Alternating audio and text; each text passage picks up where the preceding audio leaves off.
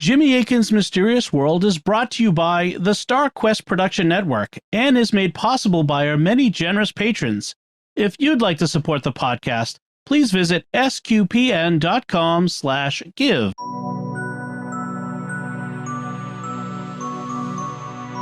You're listening to episode 291 of Jimmy Akin's Mysterious World, where we look at mysteries from the twin perspectives of faith and reason.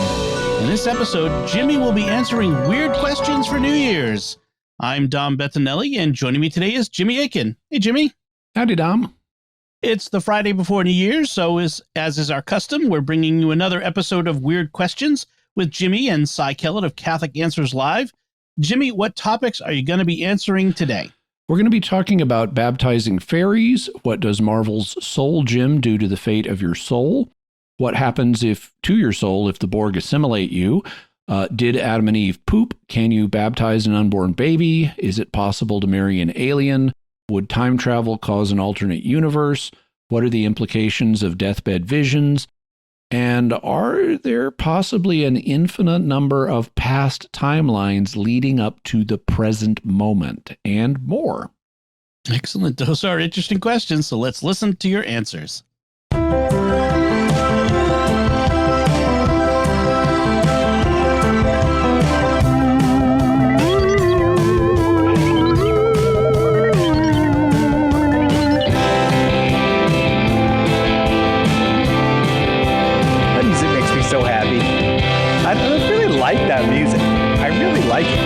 Music for Jimmy, Weird Questions with Jimmy Akin, written by some gentlemen who were just kind enough to send us a beautiful theme song with theremin in it as requested.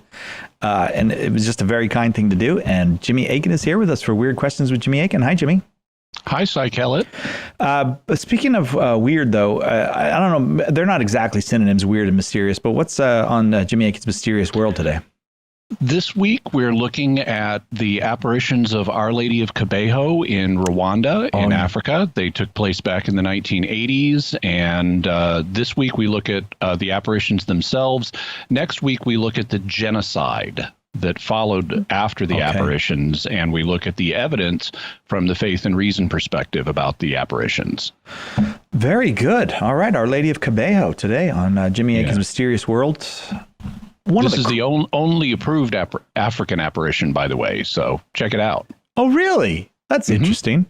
But how far back does this approving of apparitions go? Like, there's no, they weren't doing this in the first millennium of Christianity, were they? No. I mean, bishops would make statements about apparitions that were reported in their territory, and obviously if someone has, like, a heretical apparition, they always would have denounced that. Right. I see. But in terms of the modern system of approval, it's more recent than that. I believe it goes back a few centuries. One of the key works on evaluating private apparitions was written by Pope Benedict XIV. And it's still used today as a key resource. He actually wrote it when he was a cardinal before he was pope, but it's a fascinating read. And these days, the process is governed by a set of guidelines that the Congregation for the Doctrine of the Faith published in 1978. Ah, gotcha. All right. Well, Jimmy, weird questions are submitted to us through various means, but they don't come to us over the phone. And one of the things about when people ask weird questions on the phone is they tend to underestimate how weird we're willing to go. Yeah, well, true. Also, they tend to think things are weirder than they are. Yeah, right. That's right. So the great benefit of doing Weird Questions with Jimmy Akin and getting the questions prepared beforehand is we know they're pretty weird. We got some weird questions coming up. Yep. Ready to take one? Absolutely. I'm going to try to read. There's some big words in this one. I'm going to do my best.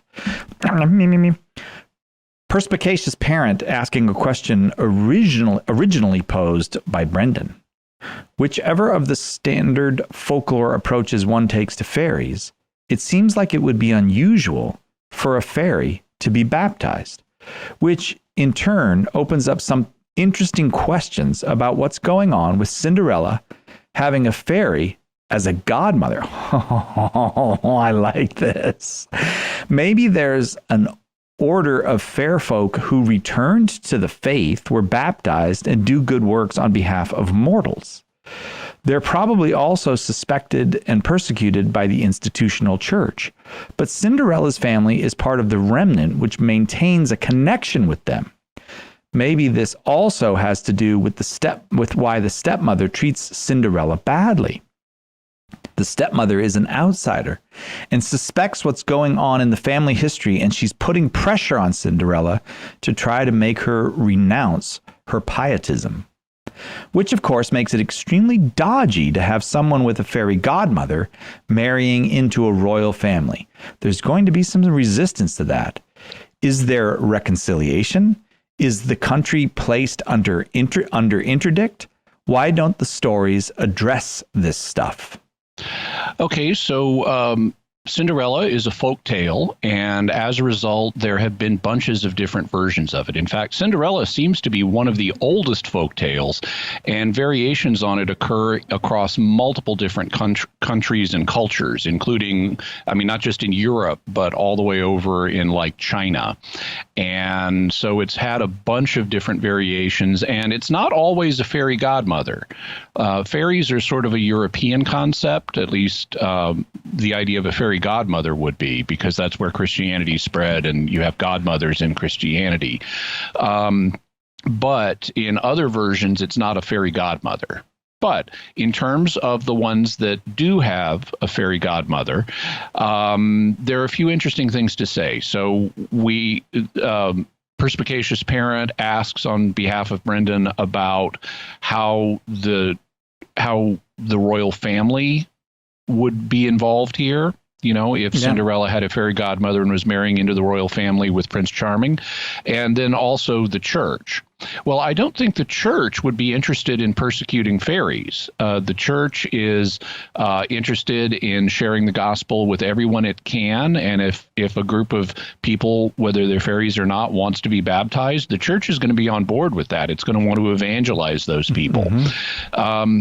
Similarly, I don't think a royal family is going to have a problem here because according to various accounts, and there are many different accounts of fairies and what their culture is like, but according to some accounts, they are kind of a military aristocracy. And if I'm Prince Charming and I need to defend my territory and things like that, I would want allies who are a supernatural military aristocracy that could help me out. I mean, who wouldn't want immortal warriors capable of performing magic on your behalf? So I think that actually a royal family would be very interested in having alliances with fairy folk. In terms of it being unusual for them to be baptized, the tradition is actually mixed on this. If you look in compendiums of fairy lore, this meaning like not just made up books by modern authors, but ethnological folkloric surveys of what people have believed about fairies.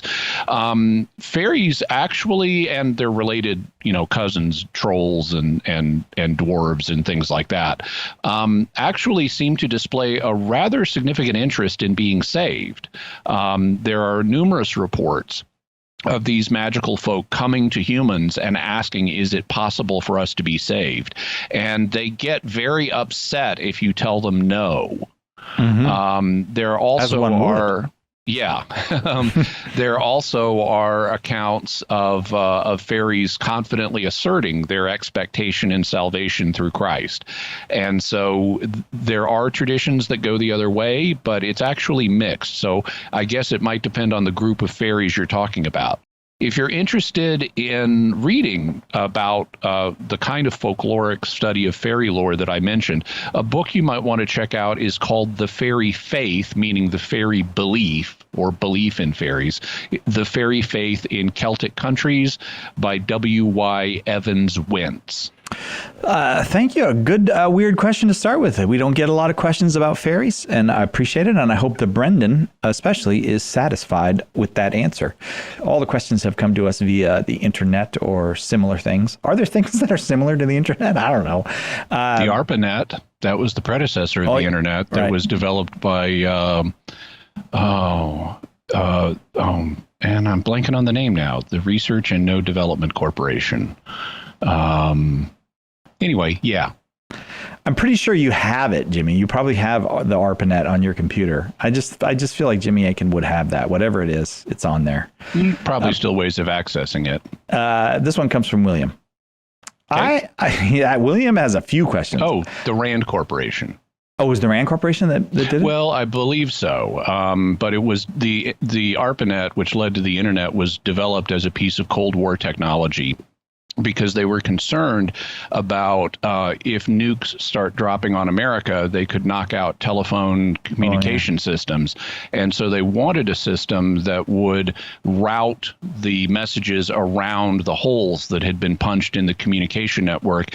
And that led to the development of email packet technology, where the email gets broken up into different packets that find their own way to the target using whatever routes are available. That is cool. And all of that led to me wasting a half hour every morning when I get to work, going through things that Cat I should... videos. Yeah. I have a few questions. This is William. I have a few questions regarding the Soul Gem, one of the 6 Infinity Gems of the Marvel Comics. Of course you do, William. Don't we all? Here, I am specifically referring to the comic version versus the film version.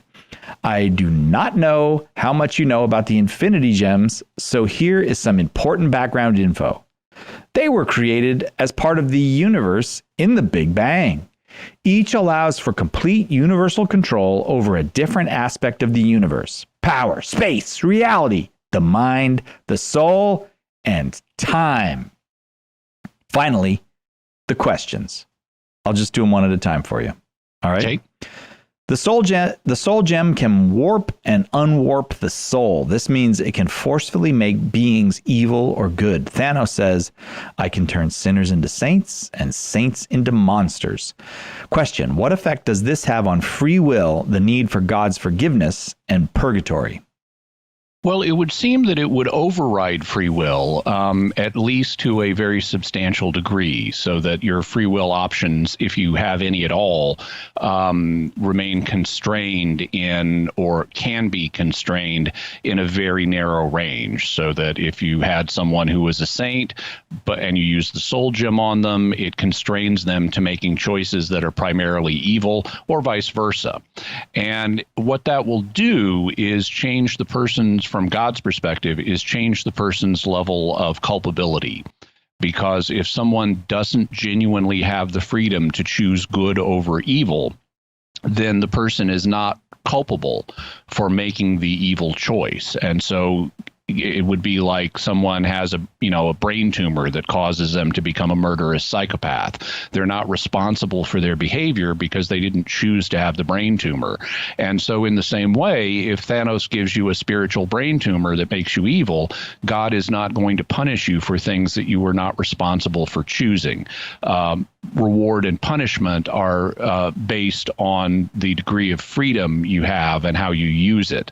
So saints turned monsters will not be punished except for what freedom they had, and vice versa. Sinners turned into forcible saints would not get credit for things they didn't actually choose freely.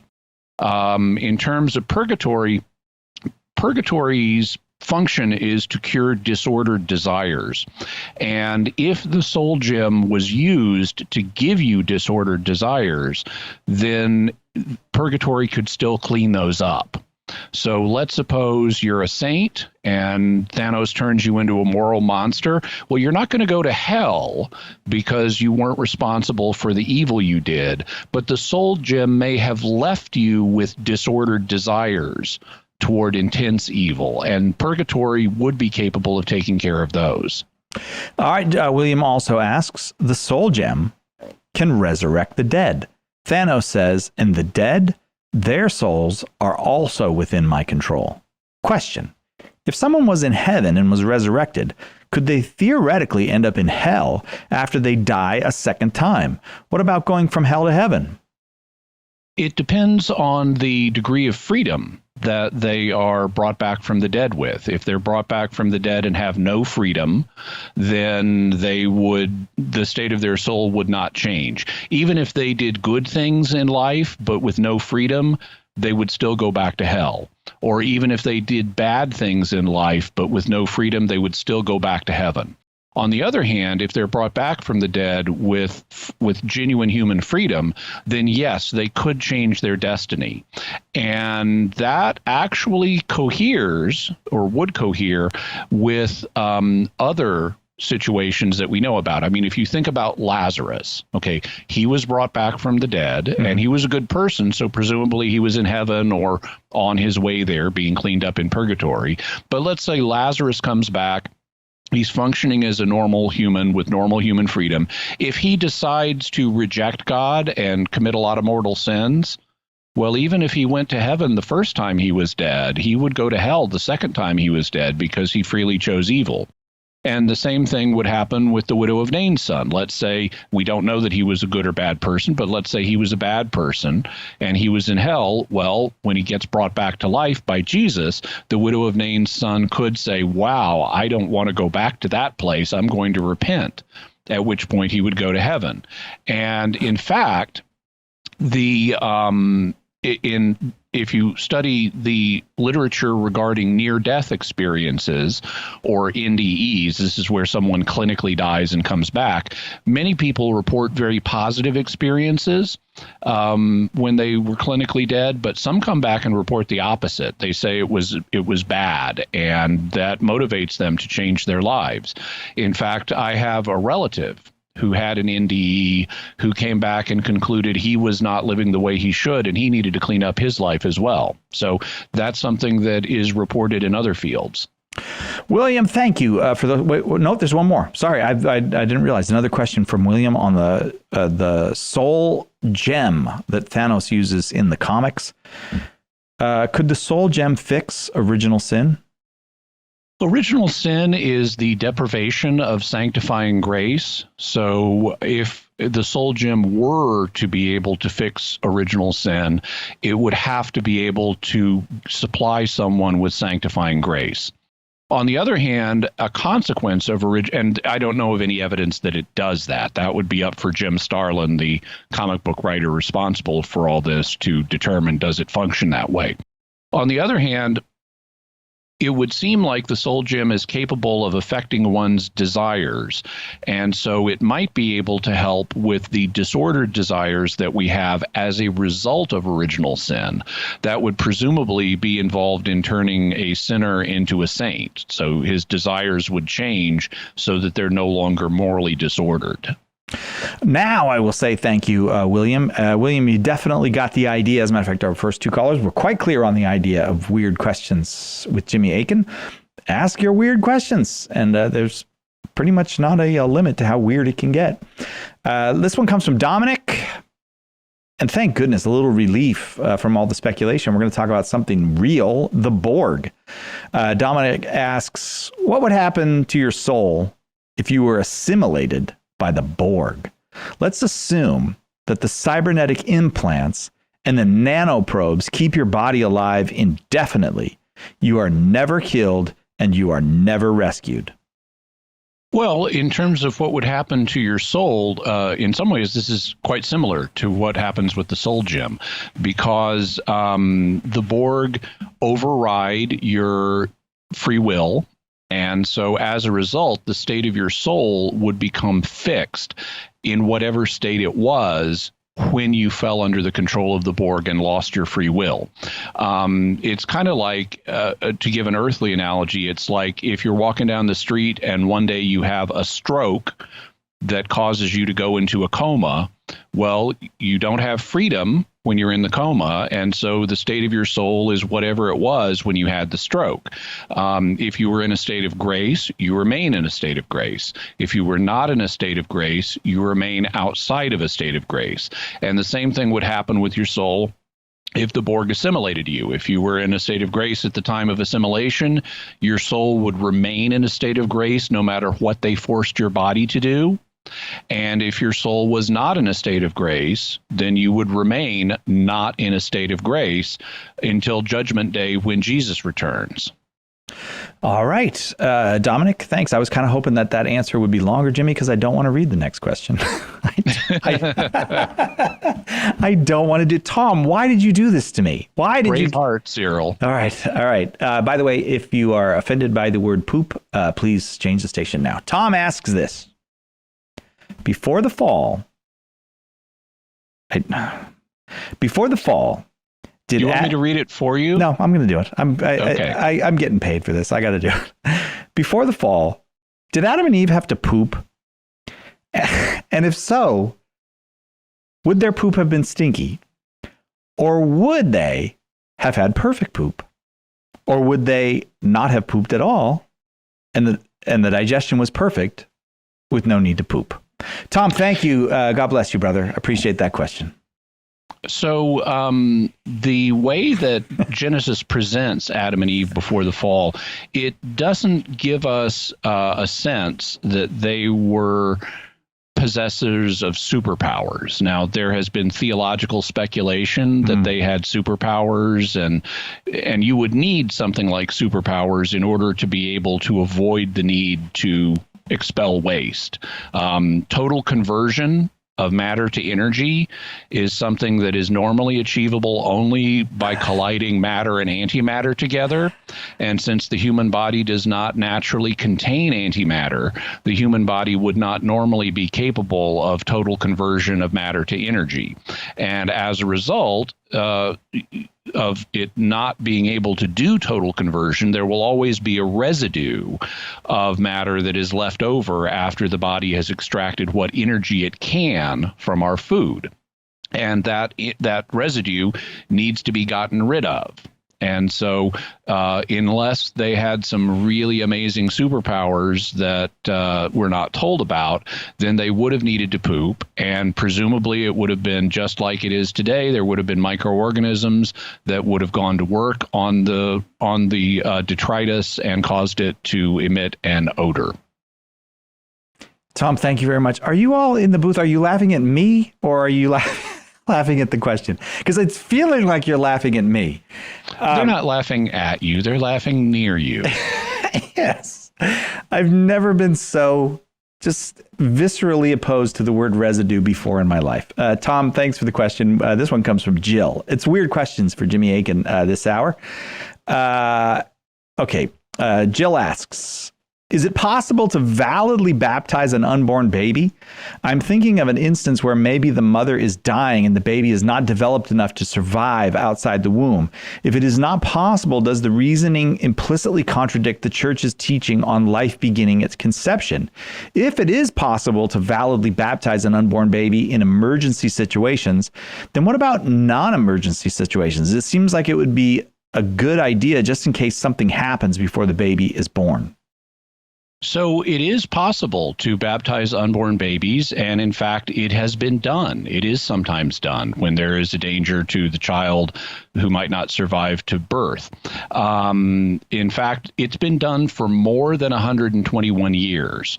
And the reason I say that is because 121 years ago, in 1901, the Holy Office, which was the Congregation for the Doctrine of the Faith at the time, issued a reply to a bishop who was asking when, not if, when we baptize unborn babies, can we add a small amount of the disinfectant mercury chloride to the baptismal water? So like 1 part in 1,000 to prevent infection. And the reply from the Holy Office was yes. When you baptize unborn babies, you can use a 1 to 1,000 ratio of mercury chloride in the water to help prevent infection.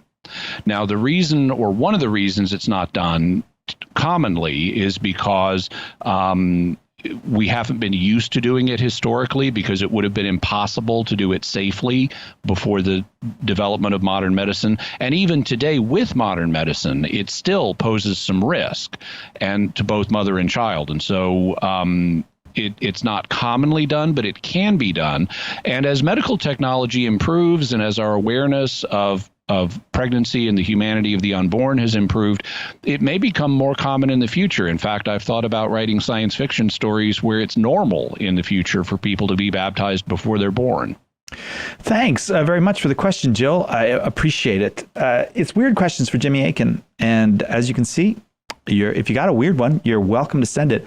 You can always reach us here. radio@catholic.com is our email address. And Edgar, the new guy, will get it. radio@catholic.com, or there's lots of ways people contact Jimmy Akin as well if you want to use one of those ways. And then we'll put a little group together and Jimmy will answer the questions. And sometimes you do weird questions on Jimmy Akin's Mysterious World, too. Yeah, sometimes for Fifth Fridays, we use our Weird Question show over on Mysterious World.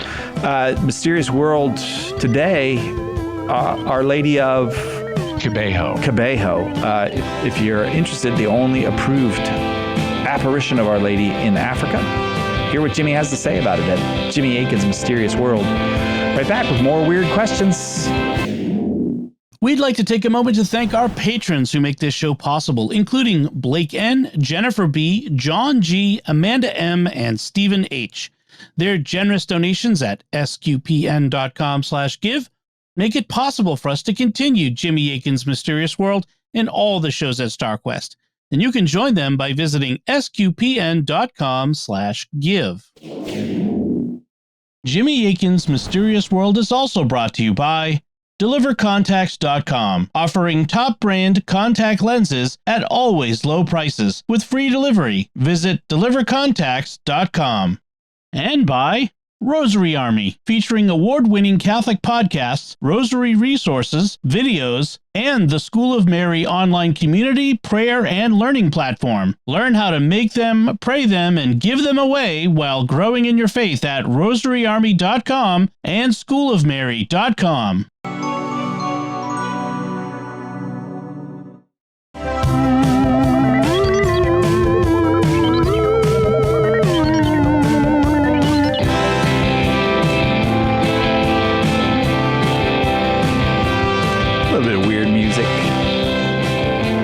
Weird music for Jimmy. I always want to say Jimmy Akin's Weird World, but that's not it. It's Pauline Dakin's Weird World. Is there a thing called Pauline Dakin's Weird World?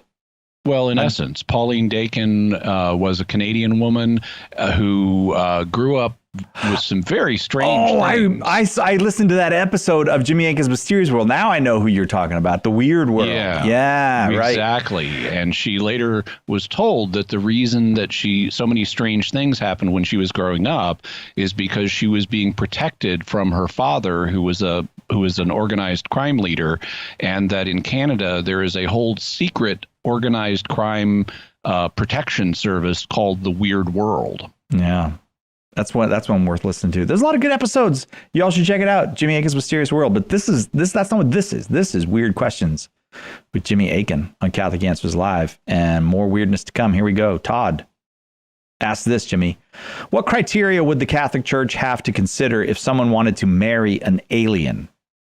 And then there are lots of sub-questions. So maybe I'll do those one at a time. What do you think? Yeah. All right. Mm-hmm. Would the couple have to prove they can consummate the marriage? Well, I don't know that the burden of proof would be on the couple, but one way or another, it would have to be proved that they are capable of consummating the marriage, because in order to have a valid marriage, you have to be able to consummate it. If it's not possible to consummate it, if there is, as the canon law says, antecedent, perpetual, incurable impotence, then it won't be a valid marriage. So you do, even if you choose never to consummate, you have to have the ability. Okay. Would they have to come up with some way to prove that they are the equivalent of the opposite sex? Oh, yeah, that's a good one. Yeah. Again, I don't know that the burden of proof would fall on the couple to prove this, but anymore, I mean, presumably biologists would be able to look into this and so forth. But in essence, yes, because you can't have two persons of the same sex marrying each other. What if any child they bear might have severe disabilities because of mixing species? Well, if there really are genuinely different species, then that have no relation to each other, then they're almost certainly not going to be able to produce children.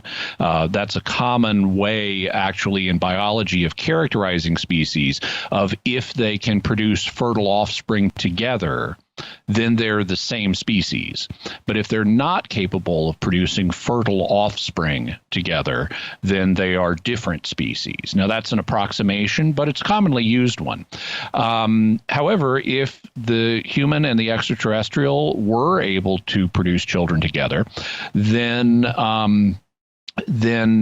the fact that the child might end up with birth defects would not determine the validity of the marriage, because there are humans that marry each other and they have genetic predispositions that will result in birth defects for their children, sometimes certain birth defects. I mean, it will happen. If this person has a child and they have a dominant gene, not a recessive one, but a dominant gene that causes a birth defect, then at least 50% of their children will have that birth defect. And if they have two copies of the birth defect causing gene that's dominant, then all of their children will have the birth defect. But that doesn't stop them from being able to marry. Now, it does affect the question of, is it reasonable to have kids, or should we have kids? But it doesn't affect the validity of the marriage, and so it wouldn't affect the validity of marriage between a human and an extraterrestrial. And finally, from Todd, to that end, the church is against bestiality. So would they have to come up with some criteria to distinguish human from beast? Yes, the church would. And the classic definition, going back to Aristotle, for what a human being is a rational animal.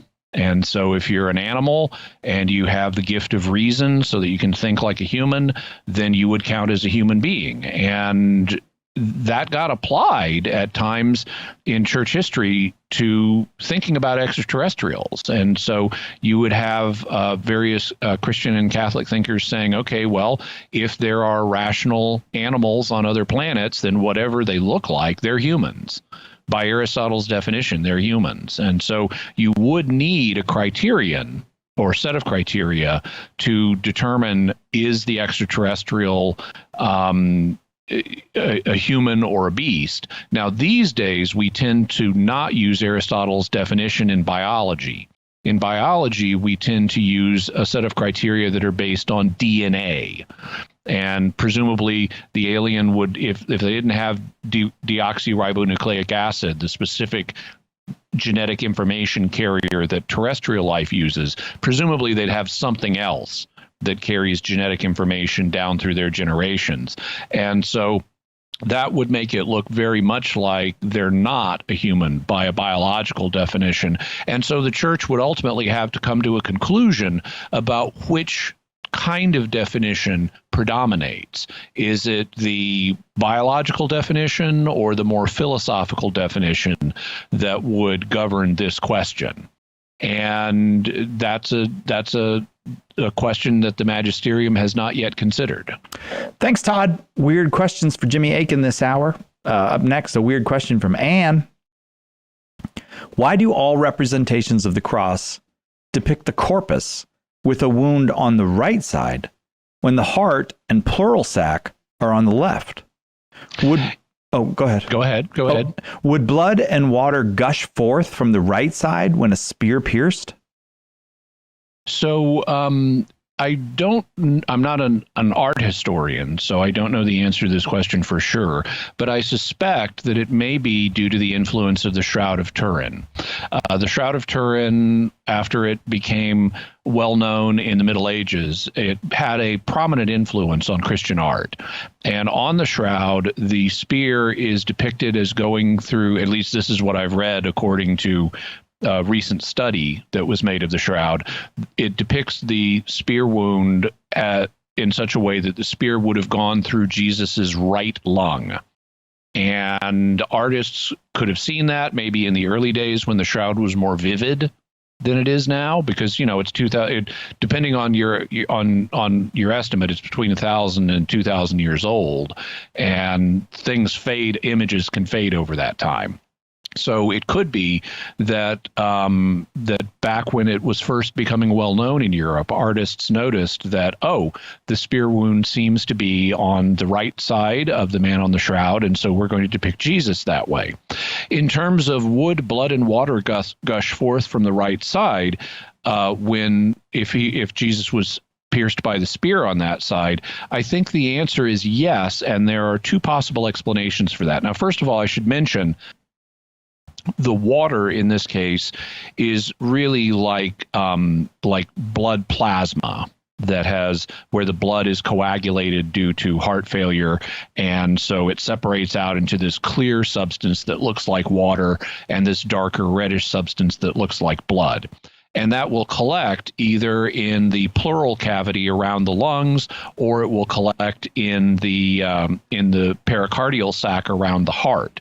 And so the spear could, and actually I guess there are three ways that you could explain this. The first one, if the blood and water is in the pericardial sac around the heart, and Jesus's heart is more on the left side than the right side, because hearts are not really on one side or the other. They're kind of in the center, but they lean to the left typically. One way you could explain it is if the spear goes in deep enough to get all the way to the pericardial sac, and then when the spear comes out, it opens up a channel, allowing the blood and fluid from the pericardial sac to flow out on the right side. Another possibility is that the blood and plasma was not in the pericardial sac, but just in the pleural cavity around the lungs. And in that case, when the spear goes through his right lung, it creates a hole into the pleural cavity, and when the spear is withdrawn, it allows the blood and plasma from the pleural cavity to flow out. The third option is that Jesus had a condition known as situs inversus. In situs inversus, the ordinary positions of the internal organs are flipped. And so instead of Jesus's heart being central but primarily on the left, it would be central but primarily on the right.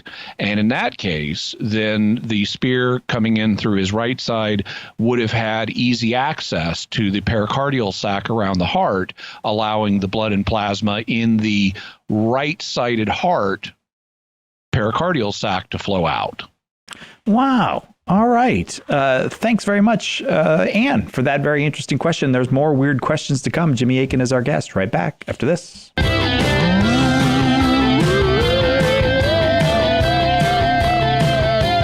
want that to be my alarm clock music. I would like to wake up to that. It would be better than the thing I have right now. That can be arranged. Can it? Is there some way to do that? Absolutely. Oh, yeah. I mean, if you have a smart alarm clock, like an Alexa device or something like that, you can tell it to play whatever you want for your alarm. Can my iPhone do it? That's what wakes me up right now, my iPhone 8 with the back cracked. Yep. All right. That's cool. Maybe I might have to get one of these tech people to show me how. Hey, I'm not taking calls right now. We're not taking calls right now. Kathy Answers Live. All the calls have come to us already via the internets and like. And Jimmy Akin is our guest, and it's weird questions for Jimmy Akin. So if you're like, I always wanted to hear a great Catholic apologist just answer the weirdest questions, well, you just stumbled upon the show for you. Linda asks this: do you think time travel would cause an alternate universe?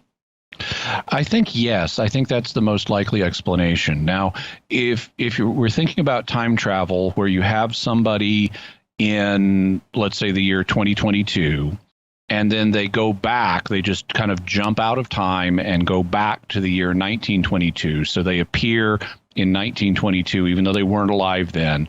That's kind of the classic image we have when we're thinking about time travel. You would confront what's known as the grandfather paradox. And basically, let's say your grandfather is alive in 2022, but your father is not. Well, if you kill your grandfather in 1922, your father will never be born, and therefore you will never be born. And if you're never born, you wouldn't be able to go back to 1922 and kill your grandfather. And you're really mad at your grandfather. Maybe deal with the family issues. Don't go through time travel and kill him. I mean, come on. Certainly that's one option. Okay. But suppose someone is so mad at their grandfather they want to kill him. Well, in that case, we'd seem to have a paradox where if you go back and do this, then you can't go back and do it. So how could we conceive of time travel given the possibility of this paradox? There are two principal explanations.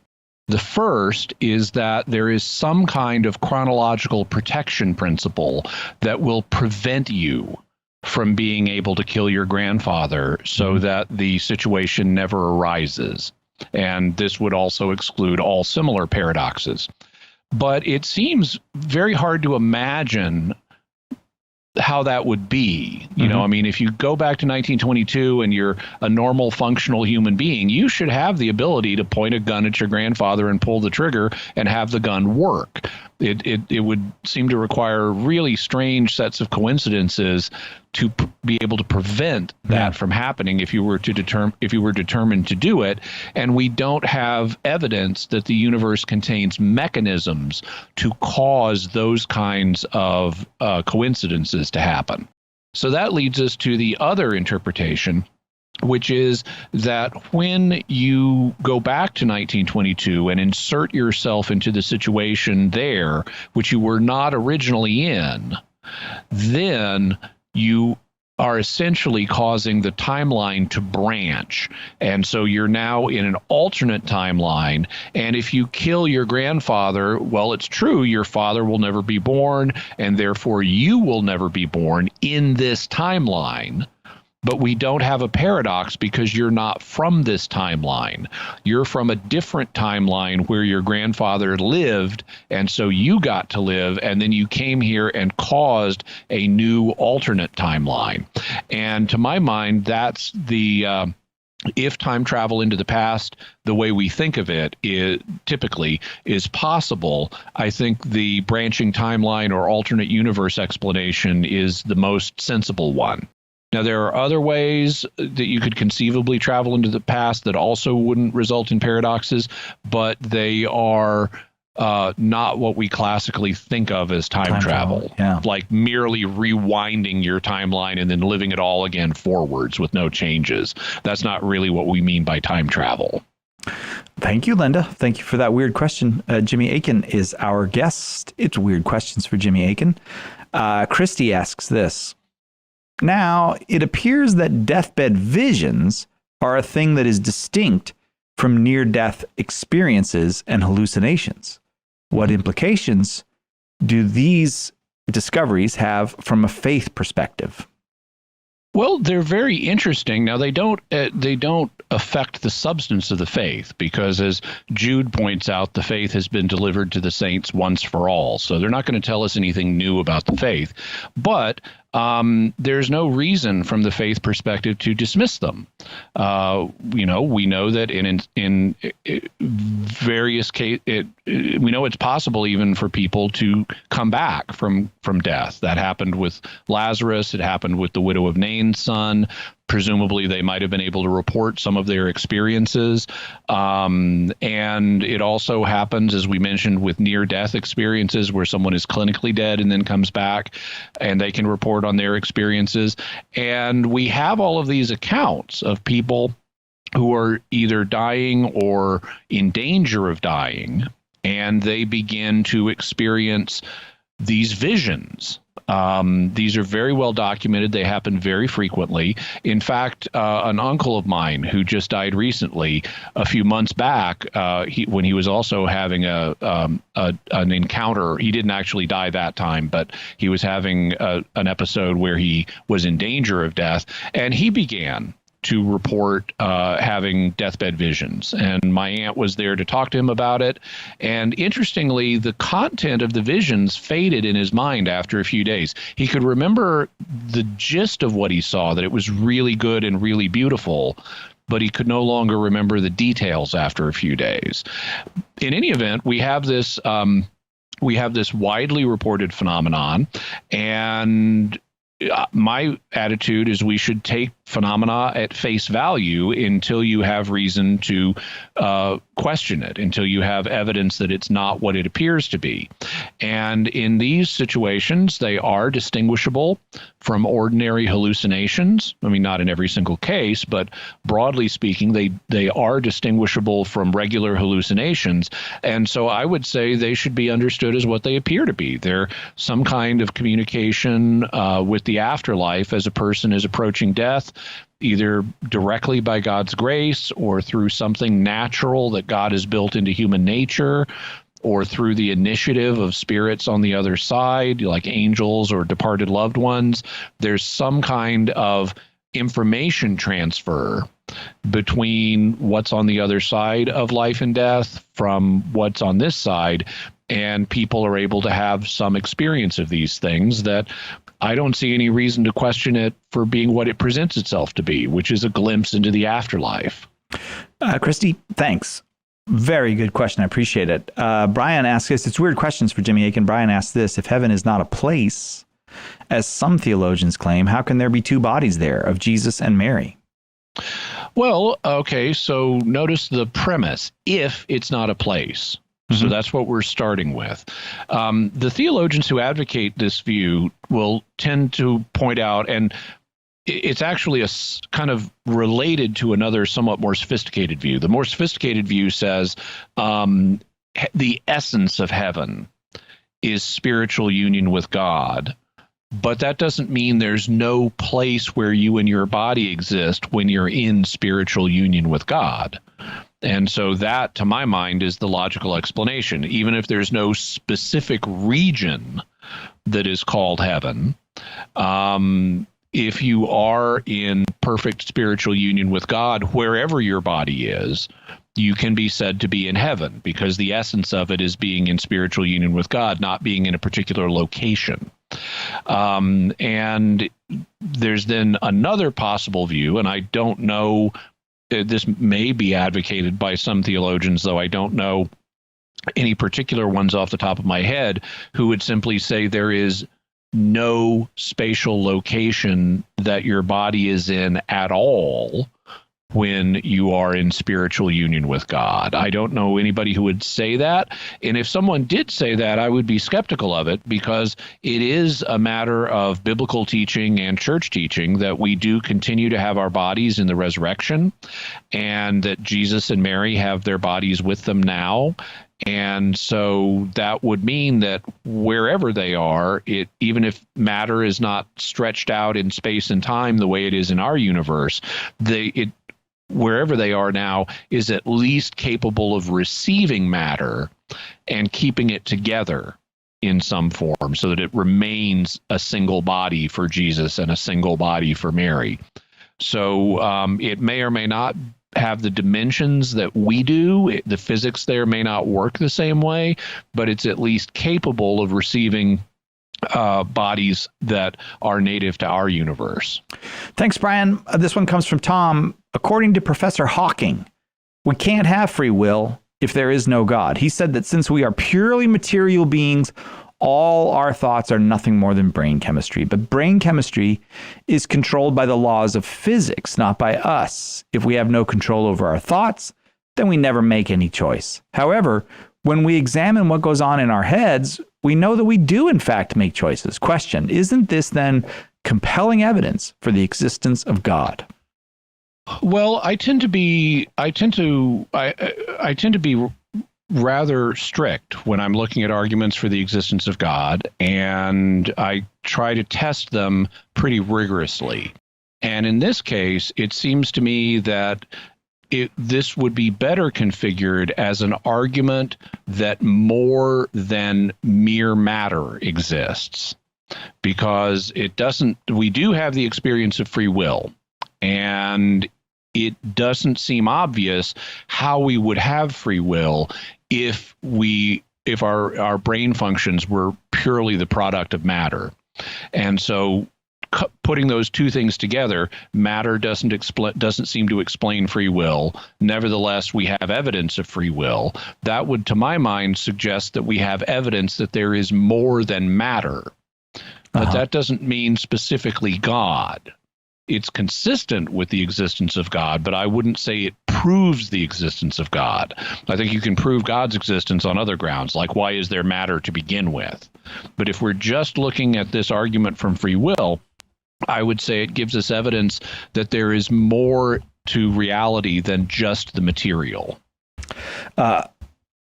Thank you very much. Let me just remind myself who that question was from. That was from Tom. Thanks very, very much. Appreciate the question. I'm going to go to... do we have time? Yeah, we got time. I'm going to go to Joe. In terms of the theory of infinite possible futures, are there any infinite numbers of past timelines? Or if all possibilities combine into one single past timeline? Do you understand that question? Yeah. So there are an infinite number of ways things could go in the future from this point forward. And there are therefore also an infinite number of things that could have led up to the current state of things in the cosmos. So God knows an infinite number of things that could happen from here on out, and he knows an infinite number of things that could have led up to now. Now, what evidence might we have from a scientific perspective that any of those would be real? Well, actually, there has been some thought given to this in the physics community.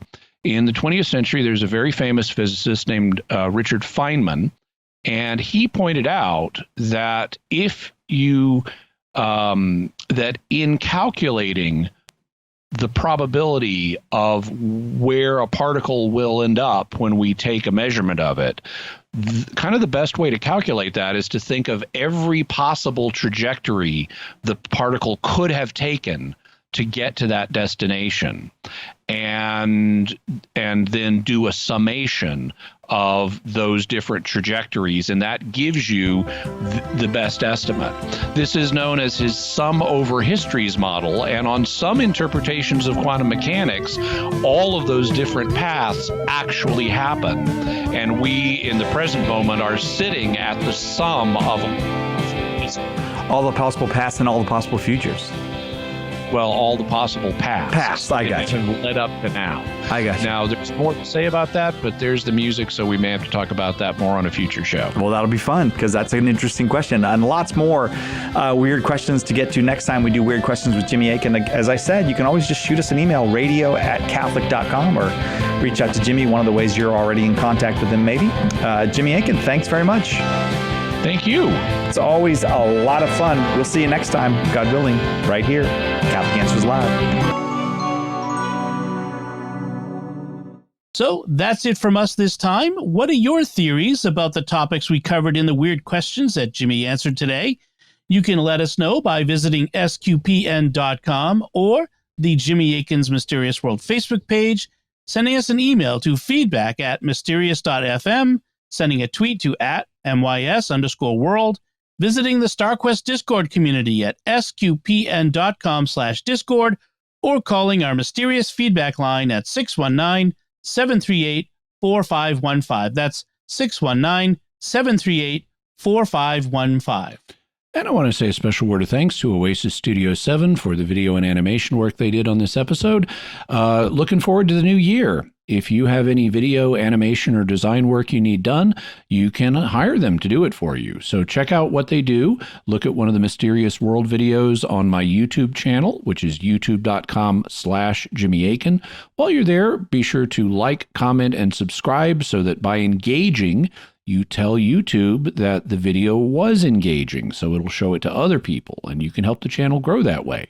I am trying to grow my channel, so please do subscribe and be sure to hit the bell notification so that you always receive a notification when I have a new video, whether it's Mysterious World or one of the others that I'm usually releasing several times a week now.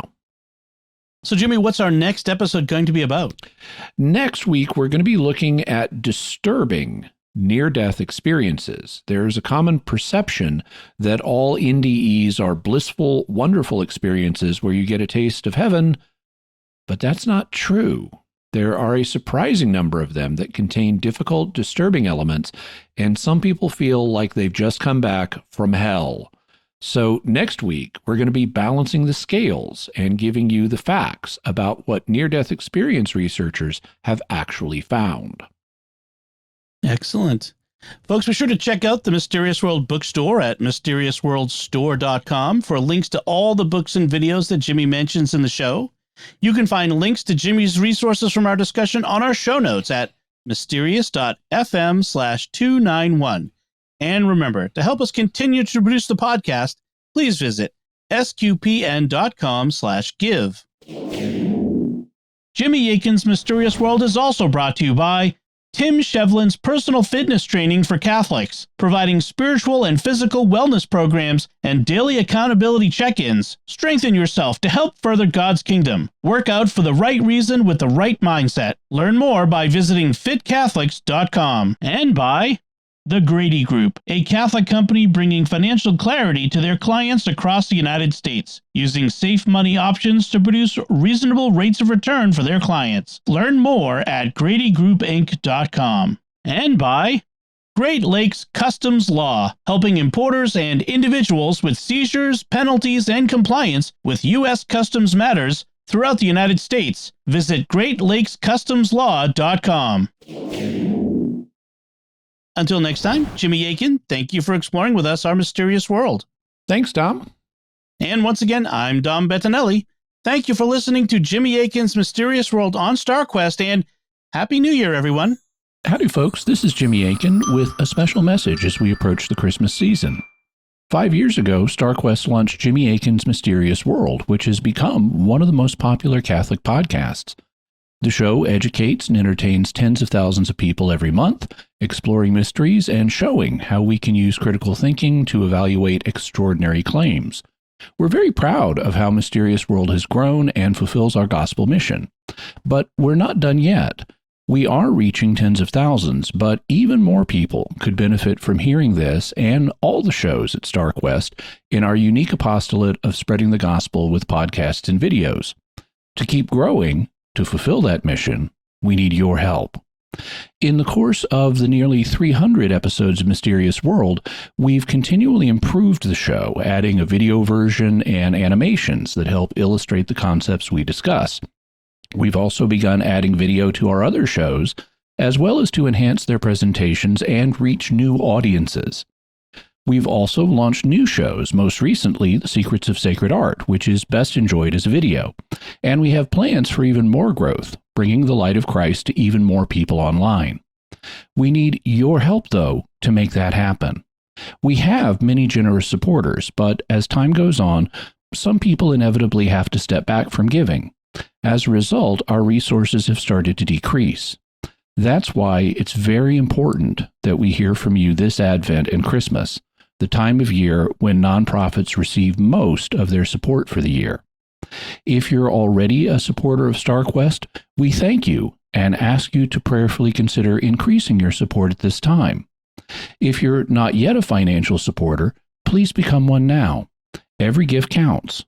Could you give $15 or even just $10 a month? Whatever level of support you can offer, please show your support for SQPN this Christmas, and remember that your gifts may be tax deductible. Just go to sqpn.com/give. That's sqpn.com/give. May God bless you this Advent, and may you have a blessed Christmas season.